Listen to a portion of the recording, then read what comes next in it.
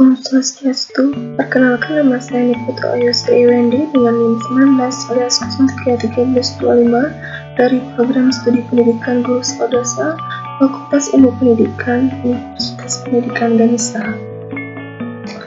Baik, di sini saya akan menjelaskan mengenai penjabaran tentang bahasa Bali yang mencakup tentang yang pertama yaitu pengetahuan bahasa Bali, yang kedua pengetahuan kesusastraan bahasa Bali, yang ketiga yaitu keterangan berbahasa Bali, yang terakhir yaitu apresiasi berbahasa Bali. Baik, yang pertama itu pengetahuan bahasa Bali.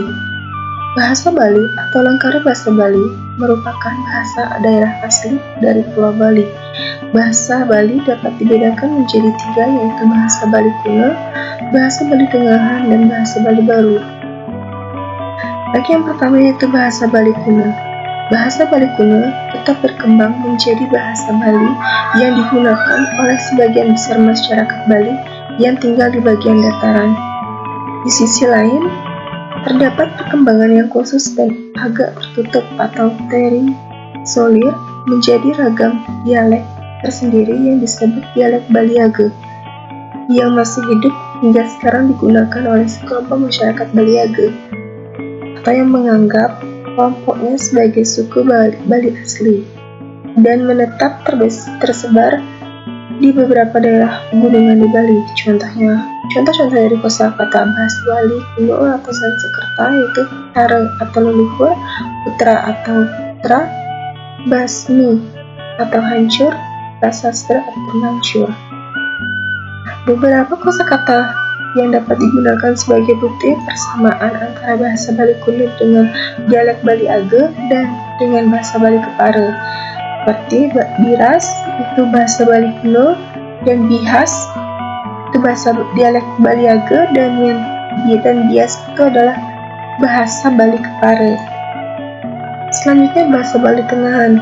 Bahasa Bali tengahan disebut bahasa Bali Kawi atau bahasa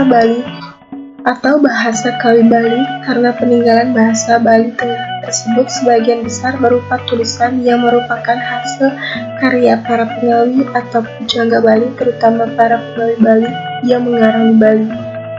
Bahasa Bali tengahan berasal dari campuran bahasa Sanskerta, bahasa Jawi kuno atau Kawi, bahasa Jawa tengahan, dan bahasa Bali Kepare. Adapun bentuk-bentuk karangan yang umumnya banyak menggunakan bahasa Bali tengahan antara lain dalam bentuk kembang yang meliputi kidung seperti malat, wargesari, alis-alis hijau, dan lain sebagainya. Kekuritan seperti pupuh pangkur, sinom durme, dan sebagainya. Adapun contoh-contoh kosakata Bali tengahan atau Kawi yaitu sire yang artinya beliau, ratu artinya raja, dan renge artinya dengar. Selanjutnya bahasa Bali baru. Bahasa Bali baru adalah bahasa yang digunakan oleh masyarakat Bali pada umumnya oleh pendukungnya yang berada di luar Bali. Bahasa Bali baru digunakan dalam berbagai aspek kehidupan masyarakat Bali, baik resmi maupun tak resmi, dan lisan maupun tulisan. Penulisan naskah lontar pada umumnya menyangkut tentang babat, awik-awik, peparikan, tantri, dan satu-satu. Adapun contoh-contoh kosakata bahasa Bali baru seperti tirta yang artinya air, belag artinya bodoh, jeleme artinya manusia, hujan artinya hujan. Nah, selanjutnya itu penjabaran mengenai kesusastraan Bali. Nah, kesusastraan Bali ini terdapat bagi menjadi dua, yaitu kesusastraan Bali Purwo dan kesusastraan Bali Anyar. Baik, yang pertama itu kesusastraan Bali Purwo yang merupakan kesusastraan yang telah diwarisi sejak zaman lampau dan lekat sekali kaitannya dengan pustaka suci agama Hindu. Misalnya buku-buku Weda yang telah menjelma menjadi kesusastraan Nusantara kuno, diantaranya kesusastraan Bali Purwo. Selanjutnya kesusastraan Bali Purwo itu dilihat dari bentuk dapat dibagi menjadi tiga bagian, yaitu tembang, gancaran, dan palawakil. Selanjutnya kesusastraan Bali Anyar. Kesusastraan Bali Anyar merupakan kesusastraan Bali yang telah mendapat pengaruh dari kesusastraan nasional, yaitu kesusastraan Indonesia. Kesusastraan Bali Anyar dapat dibedakan seperti menjadi satu bawa atau cerpen, satu dawu atau novel, puisi Bali Anyar, dan lelampahan atau drama.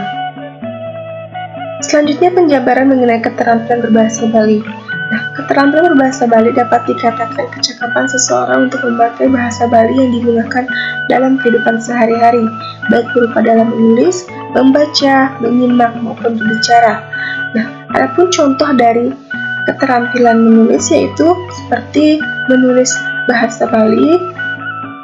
Selanjutnya ada membaca, di mana di sini contohnya itu keterampilan membaca bahasa Bali yaitu seperti membaca satu-satu ataupun puisi-puisi bahasa Bali seperti puisi Bali Anyar. Dan adapun keterampilan menyimak yaitu seperti mendengarkan pidato bahasa Bali atau mendengarkan satu-satu bahasa Bali. Dan adapun berbicara bahasa Bali contohnya seperti mempidato, mesatu ataupun dialog dalam berbahasa Bali. Selanjutnya yang terakhir yaitu penjabaran mengenai apresiasi bahasa Bali. Nah, apresiasi sastra bahasa Bali di sekolah dapat mengembangkan kemampuan siswa dalam menikmati, menghayati, memahami, dan mengembangkan karya sastra untuk mengembangkan kepribadian, memperluas wawasan kehidupan, serta meningkatkan pengetahuan dalam kemampuan berbahasa Bali. Nah, tujuan tersebut dapat dicapai melalui pembelajaran apresiasi dalam puisi, drama, prosa fiksi, kritik sastra, dan penulisan kreatif sastra Bali lainnya. Baik, sekian penjabaran mengenai ruang lingkup bahasa Bali. Mohon maaf apabila terdapat kesalahan kata, dan saya tutup dengan Parami Santi. Om Santi Santi Santi Om.